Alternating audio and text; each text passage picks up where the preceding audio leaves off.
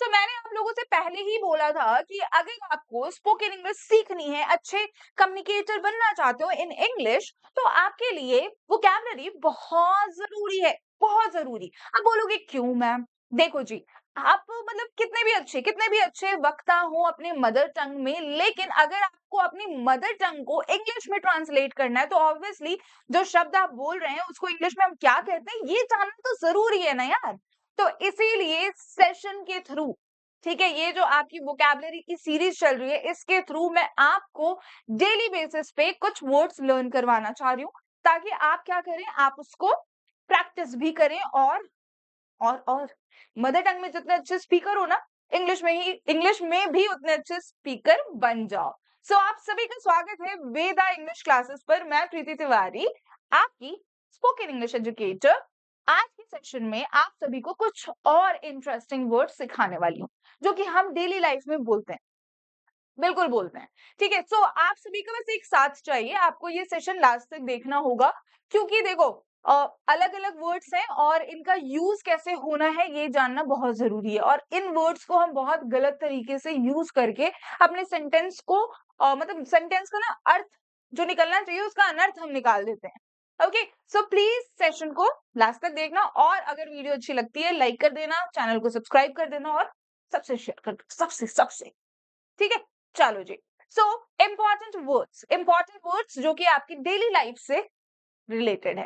And अगर आप लोग अभी तक वेदा इंग्लिश क्लासेस के टेलीग्राम चैनल को ज्वाइन नहीं कर पाए हैं, फटाफट से ज्वाइन कर लीजिए, क्योंकि ये चैनल आपके लिए क्रूशियल है। इसमें आपको कई तरीके के कंटेंट मिल जाते हैं पीडीएफ फॉर्म में। एंड आपने अभी मुझे देखा, मैंने इससे पहले इंपॉर्टेंट वर्ड यूज किया, देन अभी मैंने क्या वर्ड यूज किया, क्रूशियल यूज किया।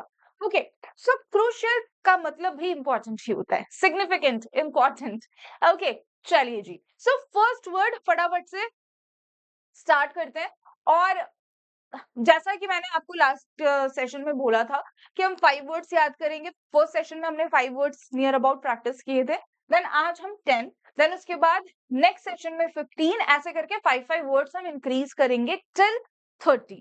उसके बाद हम क्या करेंगे, उसके बाद हम उसको प्रैक्टिस कैसे कर सकते हैं ये भी डेली बेसिस पे मैं आपको सिखाती ही हूँ।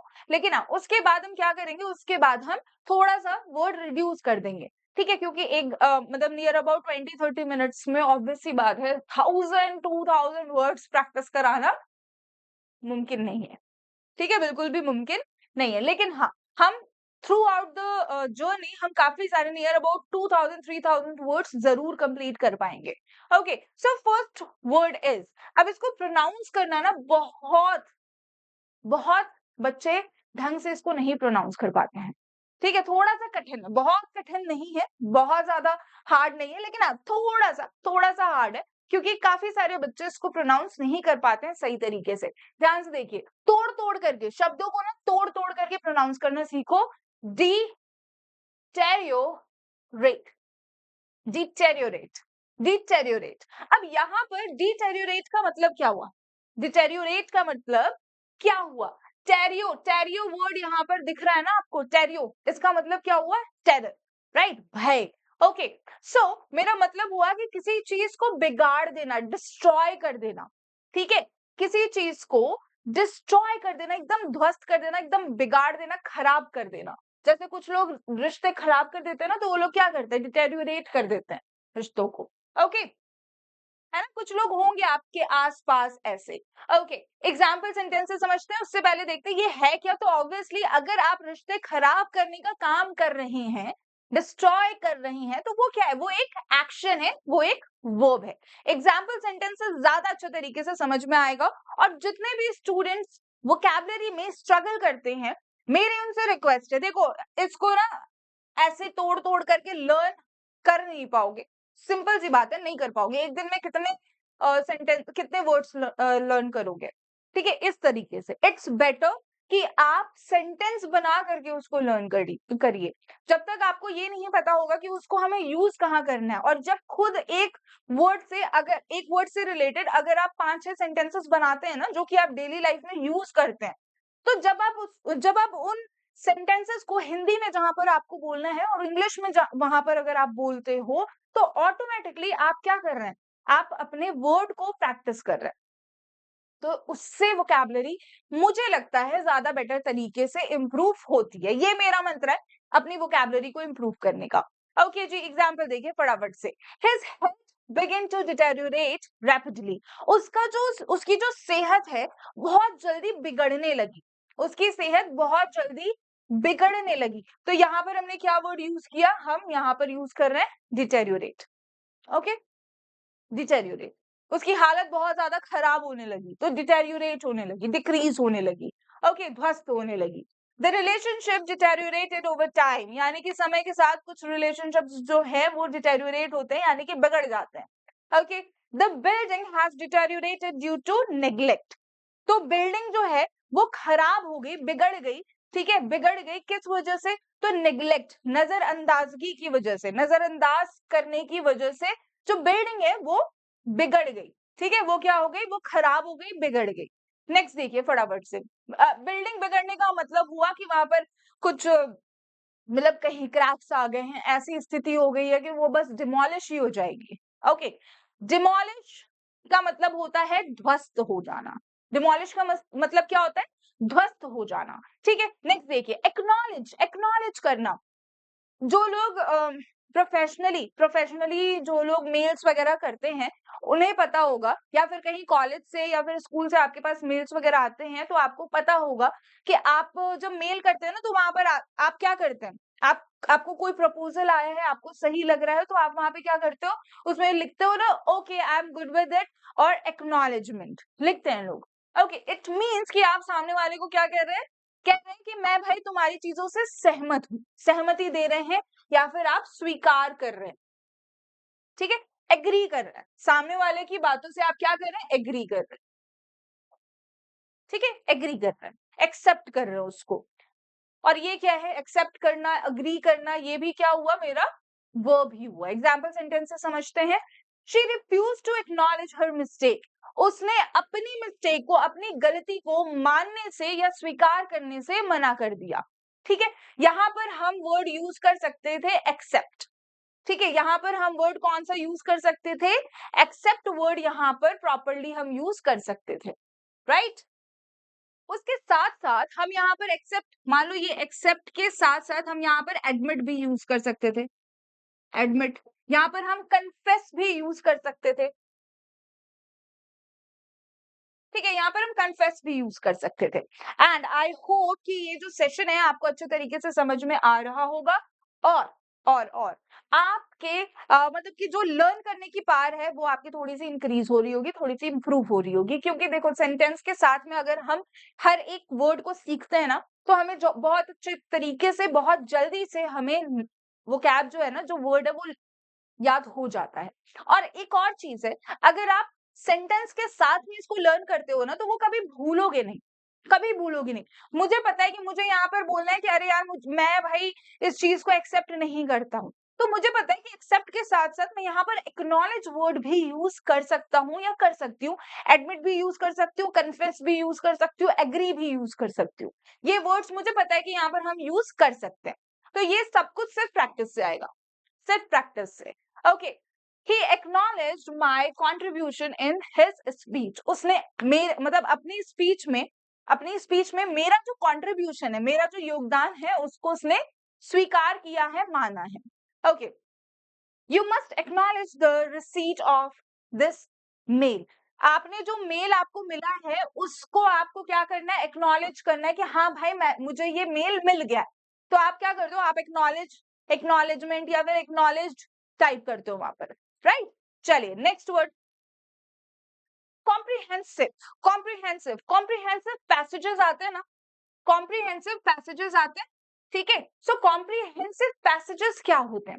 एक स्टोरी होती है जो एक पैसेज के फॉर्म में वहां पर आपको दी जाती है, या फिर कोई नरेशन होता है जो आपको पैसेज के फॉर्म में वहां पर दिया जाता है, राइट? इसके अलावा तो कुछ नहीं होता, और उससे रिलेटेड क्वेश्चंस होते हैं।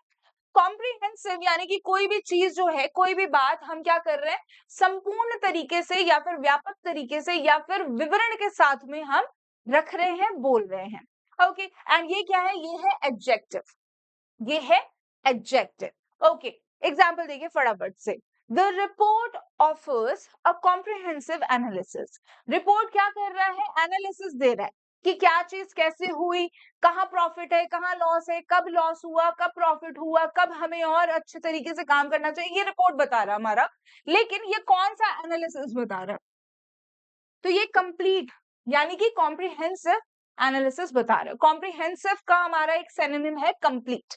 ठीक है, कंप्लीट। चलिए next, we need a comprehensive plan for this project. इस प्रोजेक्ट को कंप्लीट करने के लिए हमें क्या चाहिए? हमें एक संपूर्ण व्यापक, ठीक है, संपूर्ण व्यापक प्लान चाहिए जिससे हम इस प्रोजेक्ट को अच्छे तरीके से करेंगे कि भाई कितना खर्चा लगेगा, कितना मैन पावर लगेगा, देन उसके बाद हम कब इसको स्टार्ट करेंगे, कब तक ये खत्म हो जाएगा, किस तरीके से हमें ये करना है, वगैरह वगैरह। नेक्स्ट देखिए, she has a comprehensive understanding of the subject. उसके पास सब्जेक्ट यानी कि विषय के बारे में संपूर्ण ज्ञान है। कॉम्प्रिहेंसिव यानी कि पूरी तरीके से व्यापक, इनफ नॉलेज है, इनफ नॉलेज है। ओके, नेक्स्ट देखिए फटाफट से। नेक्स्ट वर्ड है हमारा contradict. Contradict, Contra, contrast word एक होता है ना हमारा कॉन्ट्रास्ट। ये क्या है? ये इसका एकदम कॉन्ट्रास्ट है। कलर में हम ज्यादातर ये वर्ड यूज करते हैं, कॉन्ट्रास्ट। ओके, सो ये जो रेड कलर है ना, रेड के साथ में ये साड़ी में रेड और साड़ी साड़ी की बात कर रही हूँ, सॉरी, सूट की बात कर लो या फिर शर्ट की बात कर लो, किसी की भी बात कर लो। I love sari, so it's fine. So दो कलर अगर वहां पर हैं, ठीक है, दो कलर अगर वहां पर हैं तो कंट्रास्ट है दोनों। ठीक है, अगर आप मान लीजिए कि आपके पास शर्ट आपने पहन ली व्हाइट, ठीक है, आपने पहन लिया ब्लू पैंट, एंड देन उसके बाद में आपको शूज कैसे पहनने हैं? ब्लैक और ब्राउन। तो कंट्रास्ट, बेल्ट के जैसा, बेल्ट की तरह आप क्या करते हैं? आप अपने शूज को पहनते हो उसके जैसा, जो कि आपके आउटफिट का कंट्रास्ट हो। ओके, अच्छा लगता है। ओके, एकदम डिफरेंट कलर। सो यहाँ पर कॉन्ट्राडिक्ट मतलब आप किसी की बात को क्या कर रहे हैं? काउंटर कर रहे हैं, किसी की बात का विरोध कर रहे हैं। ओके, सॉरी, ओके, एंड खंडन कर रहे हैं किसी की बात का। ये क्या है? वर्ब है। इसके एग्जांपल देखिए फटाफट से। His words contradict his action. उसकी बातें उसके एक्शन से बिल्कुल विपरीत हैं। Okay, who sorry, you should not contradict your manager in public. मतलब पब्लिक में, समाज के सामने आपको अपने मैनेजर की बातों का खंडन नहीं करना चाहिए। ठीक है, उनका खंडन नहीं करना चाहिए, जो उन्होंने बोल दिया वो मान लेना चाहिए। The evidence contradicts the witness, हाँ, विटनेसेस स्टेटमेंट्स। जो विटनेसेस ने स्टेटमेंट दिया, ठीक है, विटनेस यानी कि जो वहां पर क्या है, हमारा विटनेस है, यानी कि जो हमारा एविडेंस बता रहा हो या फिर जो आंखों देखी बात बता रहा हो, गवाह जिसको हम कहते हैं। ओके, सो जो हमारा गवाह है वो क्या कर रहा है? वो जो बात कह रहा है, एविडेंस उसके एकदम कॉन्ट्राडिक्टरी बात कर रहा है, यानी कि एकदम अलग विपरीत बात कर रहा है। उसकी बातों को, विटनेस की बातों को, विटनेस के स्टेटमेंट को क्या कर रहा है? वो खंडित कर रहा है। ओके, नेक्स्ट देखिए फटाफट से। Next is reinforce. Reinforce, force में दोबारा, ठीक है, रीइंफोर्स यानी कि फोर्स में दोबारा, दोबारा क्या करना? पुश करना, किसी चीज को फोर्सफुली पुश करना, यानी कि मजबूत करना या फिर सुदृढ़ करना। ओके, एग्जाम्पल देखिए, ये भी वर्ब है हमारा। एग्जाम्पल देखिए फटाफट से। The teacher reinforce the lesson with examples. Teacher ने क्या किया? टीचर ने लेसन को एग्जाम्पल्स के थ्रू जोर देकर के समझाया। जैसे मैं अभी क्या कर रही हूँ? मैं अभी आपको एग्जाम्पल्स के थ्रू वोकैबुलरी लर्न करवा रही हूँ। ठीक है, लर्न करवा रही हूँ, जोर दे करके लर्न करवा रही हूँ। क्यों भाई? क्योंकि यही सबसे अच्छा तरीका मुझे लगता है कि आप एग्जाम्पल्स के थ्रू अपने वोकैब्स को स्ट्रॉन्ग कर सकते हैं। जब आप सुनते हैं ना, और एक चीज और, जो भी वर्ड यहाँ पे मैं बोल रही हूँ उसको आपको दोबारा से बोलना है। ठीक है, दोबारा से बोलना है, क्योंकि हर शब्द का प्रोनाउंसिएशन जरूरी है और सही प्रोनाउंसिएशन जरूरी है। ओके, ये नहीं कि मैम ने बोला डिटेरियोरेट, आप क्या पढ़ रहे हो? डिटेरियोरेट। नहीं भैया, ये नहीं करना है। ठीक है, ये नहीं करना है। रीइंफोर्स मैम पढ़ रही हैं, आप क्या पढ़ रहे हैं? रीइंफोर्स। नहीं, ये नहीं पढ़ना है। ठीक है, कॉम्प्रिहेंसिव मैम ने बोला, आप क्या बोल रहे हो? कम्प्रिहेंसिव। नहीं बोलना है ये। कम्प्रिहेंसिव पैसेज आया, नहीं बोलना है ये। ठीक है, ये बिल्कुल भी नहीं बोलना, और इस चीज को गांठ बांध लीजिए। जो भी वर्ड मैं जिस तरीके से यहाँ पर प्रोनाउंस कर रही हूँ, आपको उसी तरीके से बोलना है। उसी तरीके से बोलना है और कोई अदर वे नहीं है करेक्ट प्रोनाउंसिएशन सीखने का। ठीक है, सामने वाला जैसे बोल रहा है, अगर सही बोल रहा है तो आप उसको रिपीट कीजिए।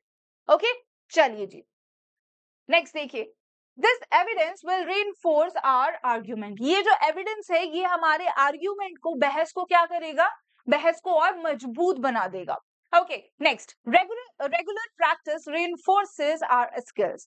अगर हम डेली स्पोकन इंग्लिश की प्रैक्टिस करें तो obviously it will reinforce our spoken English. Okay, और कम्युनिकेशन स्किल, इट मीन्स कि वो क्या करेगा, रेगुलर प्रैक्टिस हमारी कम्युनिकेशन स्किल को मजबूत बना देगा। ठीक है, मजबूत बना देगा और हम बहुत अच्छे तरीके से, बहुत फ्रैंकली, बहुत कॉन्फिडेंटली कम्युनिकेट कर पाएंगे लोगों से। ओके, नेक्स्ट देखिए फटाफट से, नेक्स्ट इज प्रिलिमिनरी। प्रिलिमिनरी, कुछ लोग इसको गलत प्रोनाउंस करते हैं, कुछ लोग बोलते हैं preliminary, preliminary. Okay, which is wrong, आप उसको क्या प्रोनाउंस करोगे, प्रिलिमिनरी, प्रिलिमिनरी। ओके, चलिए, इसका मतलब होता है प्रारंभिक, शुरुआती, कोई चीज शुरुआती स्टेज पर है। ठीक है, कोई चीज शुरुआती स्टेज पर है, प्राइमरी स्टेज पर है, तो दैट इज प्रिलिमिनरी। सो ये क्या है हमारा, ये है हमारा एडजेक्टिव, ये हमारा क्या है, एडजेक्टिव है। एग्जाम्पल देखिए फटाफट से, these are just preliminary results. ये क्या है, ये बस शुरुआती रिजल्ट्स हैं। ठीक है, ये क्या है, ये बस शुरुआती आपके रिजल्ट्स आए हुए हैं।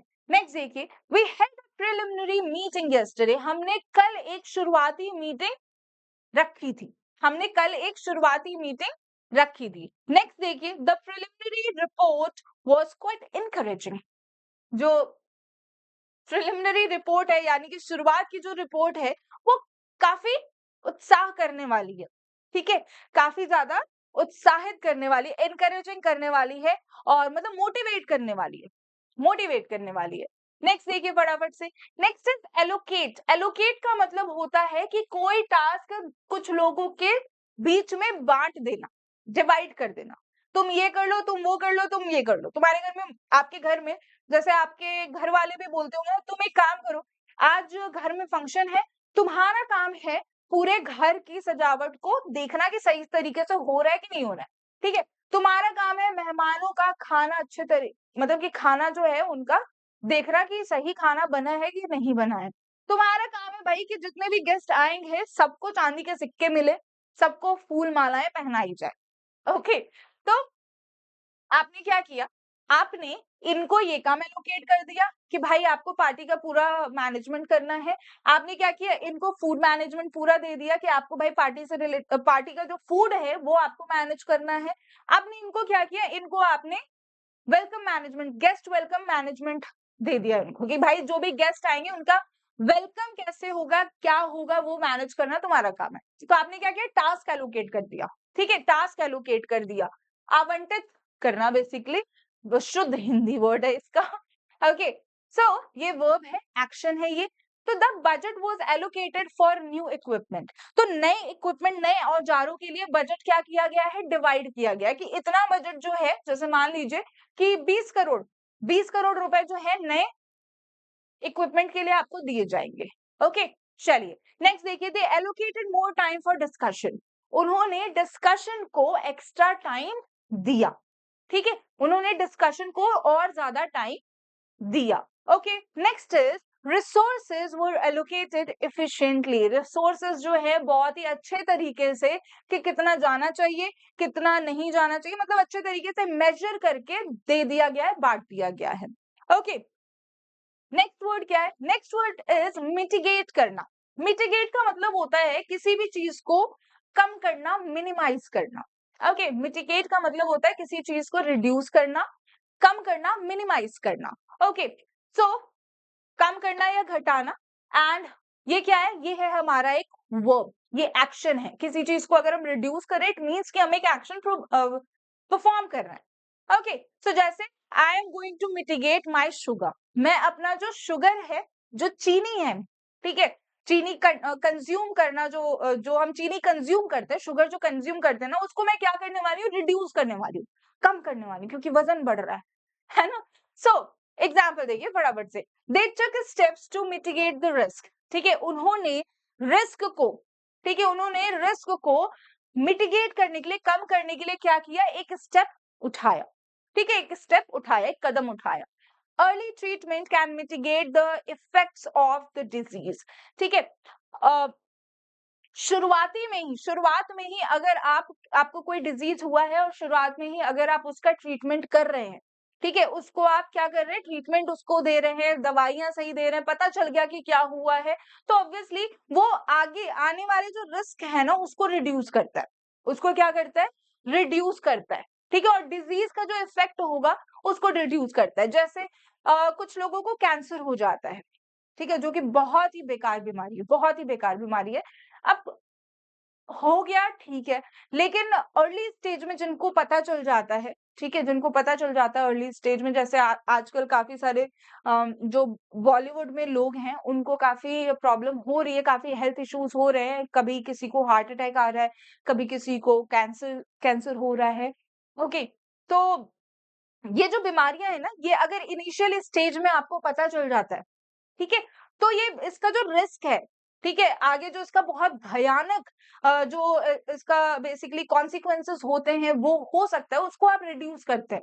उसको आप कम करते हैं, सही ट्रीटमेंट आपको मिलता है, दवाइयाँ मिलती हैं और उसके बाद में चीज़ें कुछ टाइम के बाद नॉर्मल हो जाती हैं। ओके, सो वहाँ पर रिस्क क्या है? रिस्क ऑफ डेथ हम मिटिगेट करते हैं। Next is proper planning helps mitigate potential problems. अगर हम अच्छे तरीके से प्लानिंग करें कि मुझे अभी क्या करना है, देन उसके बाद क्या करना है, देन उसके बाद क्या करना है, तो इससे क्या होगा, उससे आगे आने वाली जो प्रॉब्लम्स हैं, क्योंकि एक्शन कुछ भी परफॉर्म होगा, तो ऑब्वियस सी बात है यार, लोग होंगे वो भी प्रॉब्लम क्रिएट करेंगे, ठीक है, जिंदगी भी प्रॉब्लम क्रिएट करती है, हमारे एक्शंस भी प्रॉब्लम क्रिएट करते हैं, तो उससे क्या होगा, उससे प्लानिंग करेंगे अगर अच्छे तरीके से, तो उससे मेरा प्रॉब्लम रिड्यूस हो जाएगा, मिटिगेट हो जाएगा, कम हो जाएगा। ओके, नेक्स्ट वर्ड है हमारा जस्टिफाई। जस्टिफाई का मतलब हुआ कि आप किसी चीज पे बहुत ही ज्यादा क्या कर रहे हैं, बहुत ही ज्यादा बहस कर रहे हैं, जस्टिफाई कर रहे हैं कि भाई बहुत ही ज्यादा सफाई दे रहे हैं आप। ठीक है कि मैं अगर नहीं आ पाया तो क्यों नहीं आ पाया, वैसे तो आप कुछ और काम कर रहे थे लेकिन वहां पर आप बहुत ज्यादा जस्टिफाई कर रहे हैं। ओके, इट मीन्स कि औचित्य सिद्ध करना, ठीक है, कि आप क्यों नहीं आए, आप अपनी बातों को रख करके उस पे एकदम लड़ झगड़ करके क्या करते हैं, जस्टिफाई करते हैं कि भाई ये दिक्कत थी मेरे साथ, इस वजह से मैंने ये काम नहीं किया। ओके, चलो जी, ये एक वर्ब है, एक्शन है जो ह्यूमन के द्वारा किया जाता है, परफॉर्म किया जाता है, क्योंकि जानवर ना जस्टिफाई नहीं करते और कर भी नहीं सकते। ह्यूमन जस्टिफाई करता है जानवरों को नुकसान पहुंचा के। अभी हाल ही में मैं एक रील देख रही थी, किसी ने शॉर्ट्स डाले थे, कोई एनजीओ थे उनकी तरफ से डला था। भाई साहब मतलब कि 10-15 डॉग्स जो है उनको जहर दे दिया गया। क्यों भाई? क्योंकि तुम्हारी कॉलोनी में थे वो, ठीक है? तुम्हारे लोकेलिटी में थे और उन 10-15 डॉग्स को जहर दे दिया गया और बेचारे बच्चे तड़प-तड़प के मरे होंगे। ठीक है, लेकिन हम ऐसे इंसान हैं कि हम किसी का नुकसान पहुंचा दें और हमें हमें कोई फिर दोबारा से नुकसान पहुंचाए ना, तो हम क्या होते हैं, हम कोर्ट में चले जाते हैं। उन कुत्तों के लिए कोई कोर्ट क्यों नहीं है? होना चाहिए, राइट? बिल्कुल होना चाहिए। और मेरी बात अगर किसी भी गवर्नमेंट अथॉरिटी के पास जा रही है तो प्लीज ये जो चीजें हो रही है ना, क्रुएल्टी जो हो रही है, इसको प्लीज रिड्यूस कीजिए। जो भी लोग ऐसा काम कर रहे हैं उनके ऊपर पूरी पेनल्टी लगाइए, और जिस तरीके से एक इंसान को मारने के लिए सजा होती है ना, उसी तरीके से जानवरों को मारने के लिए भी सजा होनी चाहिए। वो भी, उनके अंदर भी सोल होता है और वो हमसे ज्यादा अच्छे होते हैं।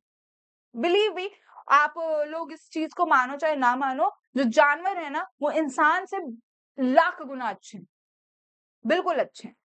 ओके, चलिए, how do we justify this expense, हम इस खर्चे को कैसे जस्टिफाई करेंगे कि कहाँ किया हमने खर्चा, क्योंकि इसका कोई भी रिसीट नहीं है, कोई भी बिल नहीं है हमारे पास। Okay, next, he couldn't justify his rude behaviour, वो अपने बेकार बिहेवियर को जस्टिफाई नहीं कर सकता।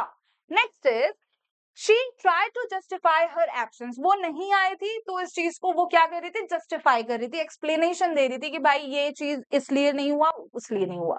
ओके, चलिए, नेक्स्ट इज इनएविटेबल। इनएविटेबल का मतलब क्या होता है?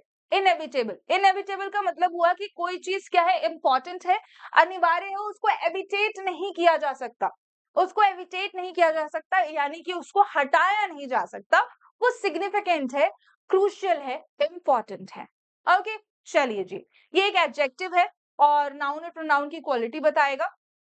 एग्जाम्पल देखिए, change is inevitable in life, ठीक है।